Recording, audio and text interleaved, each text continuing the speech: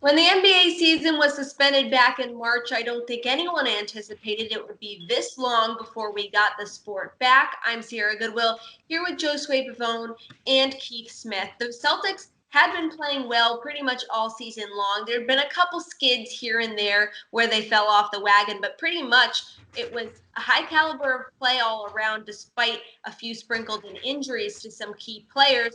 So for this nearly 3 month hiatus now, who is benefiting the least from their mojo essentially being stopped? You know what? And I thought about this long and hard, Sarah. You know what? I'm gonna go with Gordon Hayward. And that's not a knock on the way he's been playing. I just think it's a momentum thing. I was excited to see him finish the regular season and see if that momentum would carry over into the postseason. We talked about it before with his numbers. I mean, if you look at the way he's stuffing the stat sheet on a consistent basis, you're not necessarily worried that he's not going to put or continue to put up those same numbers, but you're a little worried about that inconsistency that he constantly is being criticized for throughout the year. So I'm going to go with Gordon Hayward. I would have loved to see him just continue to be that secondary playmaker.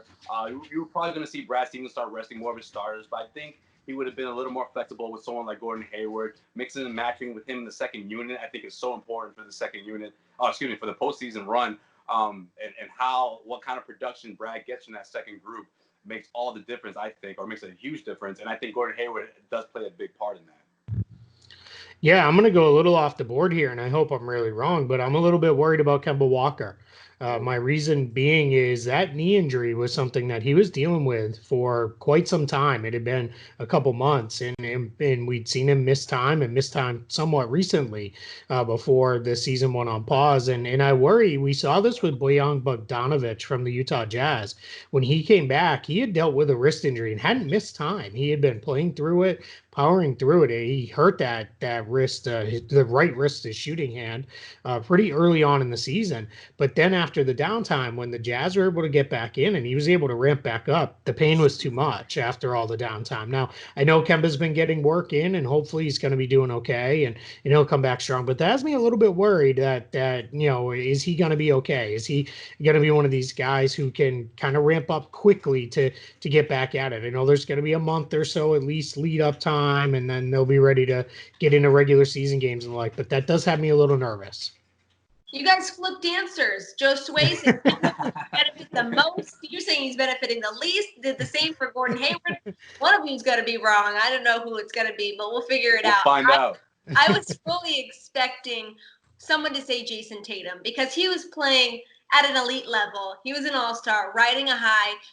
A couple here and there off games or a little minor injury or illness here or there, but primarily an excellent season for him.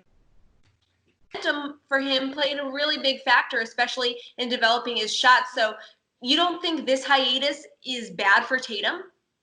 Well, yeah, I think there is that risk.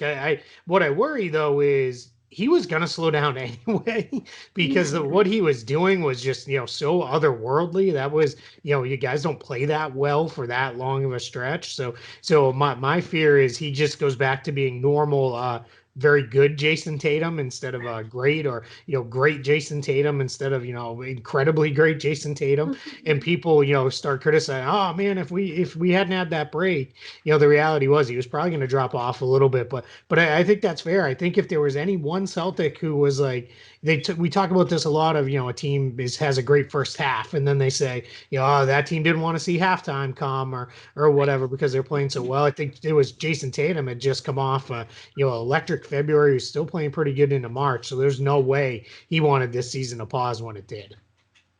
Yeah, that's a good point, Keith. I was just gonna say, man, he's having that kind of year. He's on some superstar level that I just didn't. It just wasn't. I wasn't concerned for me, honestly. I mean, you had those 8 games to sort of get yourself back into shape, and for someone who's 21 years old, I don't think it would be necessarily a big problem for someone like Jayson Tatum. So it crossed my mind in terms of someone that would have not benefited from it. But yeah, like Keith said, that was one heck of a month as he won Player of the Month, and even the weeks before and after that. So it had to come to an end eventually, I guess.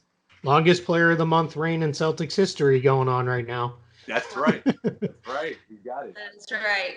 Well, for all the rest of our Celtics and NBA coverage as we lead up to the season, hopefully resuming at the end of July, Check it all out on our website at clnsmedia.com and subscribe to our YouTube channel at Celtics All Access.